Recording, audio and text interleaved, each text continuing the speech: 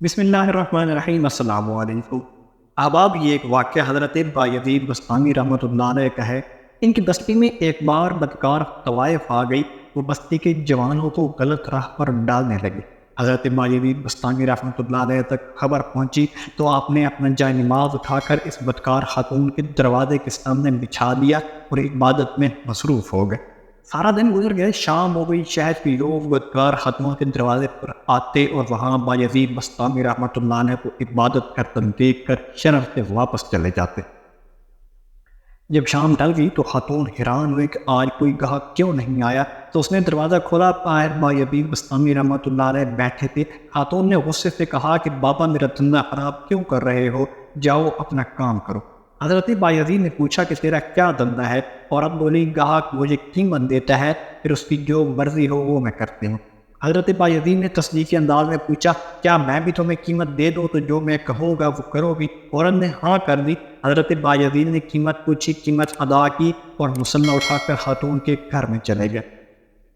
بولے، چلو اب غسل کر کے پاک صاف کپڑے پہن کر آؤ۔ عورت نے حکم کی تعمیل کی۔ حضرت بایزید بسطامی نے مصلح بچھایا اور فرمایا، اب اللہ کے حضور عبادت کے لیے کھڑی ہو جاؤ۔ جب خاتون کھڑی ہو گئی، حضرت بایزید بسطامی رحمۃ اللہ علیہ سجدے میں گر کر اللہ سے عرض کی، اے اللہ کریم، اسے یہاں تک لانا میرا کام تھا، اب اس کا دل بدلنا تیرا کام ہے۔ لکھتے ہیں کہ نماز میں اس کی ایسی حالت بدلی کہ اس نے گناہوں سے ہمیشہ کے لیے توبہ کر لی۔ حضرت بایزید بسطامی رحمۃ اللہ علیہ کی سوانے میں ہے کہ وہ عورت توبہ کے بعد اپنے دور کی انتہائی نیک و پارسا خاتون بن گئی۔ اللہ اکبر۔ اب اللہ سبحانہ و تعالیٰ کا فرمان ہے کہ اے ایمان والو، تم اللہ کے سامنے سچی خالص توبہ کرو، قریب ہے کہ تمہارا رب تمہارے گناہ دور کر دے اور تمہیں ایسی جنتوں میں داخل کرے جن کے نیچے نہریں جاری ہیں۔ توبہ کا دروازہ اس وقت تک کھلا ہے جب تک کہ بندہ سکرات کی عالم میں نہ پہنچ جائے، اور جب تک کہ سورج مغرب سے طلوع نہ ہو اور جان کنی کے وقت کی توبہ قبول نہیں ہوگی۔ یاد ہے کہ اللہ تعالیٰ بندے کی توبہ اس وقت تک قبول کرتا ہے جب تک کہ اس کی جان کنی کے وقت نہ آ جائے، یعنی کہ آخری سانس کے وقت کی گئی توبہ ناقبول ہے۔ اے اللہ کے بندوں، توبہ کرنے میں جلدی کرو، کیونکہ موت کا پتہ نہیں کہ وہ کب ہمیں آ دبوچ لے گی۔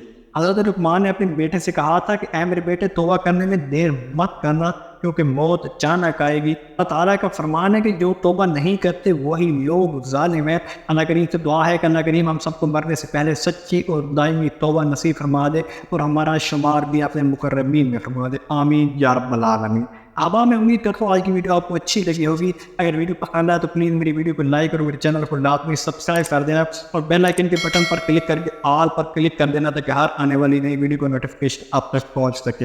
ملتے ہیں انشاءاللہ نیکسٹ ویڈیو میں، تب تک محمد اسلام کو دیجیے اجازت۔ اللہ حافظ۔